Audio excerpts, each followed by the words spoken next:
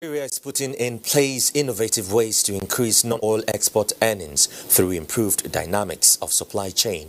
This time, through the Secured Agricultural Transport and Storage Corridor SATS policy.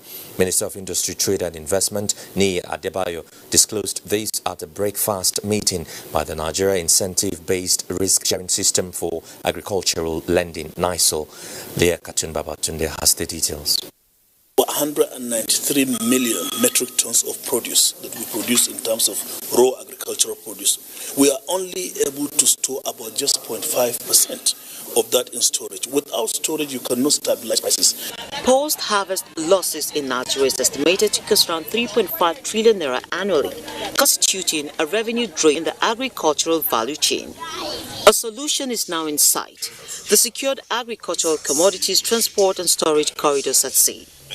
This policy framework is a multi-pronged systemic intervention designed to reduce post-harvest losses and facilitate the movement of goods from the primary source through safe, secure channels to domestic consumers, industries and export markets. Industry, Trade and Investment will collaboratively coordinate and provide an enabling platform for policy formulation across the interagency cooperation by situating the SATS policy as a subcommittee under the existing National Trade Facilitation Committee.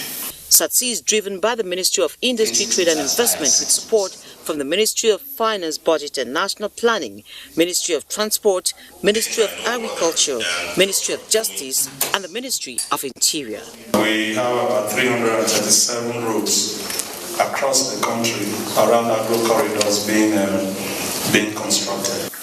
The opening up of the African markets through the Continental Free Trade Agreement is another imperative that I think Nigeria, especially in agriculture, needs to pay attention to.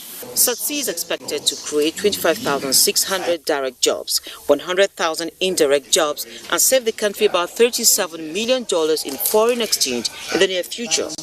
Simplification, harmonization of procedures and standardization of products and reforms while shortening service delivery time on clearance and haulage in the agricultural commodity supply chain segment of the country are other benefits to derive from SATS.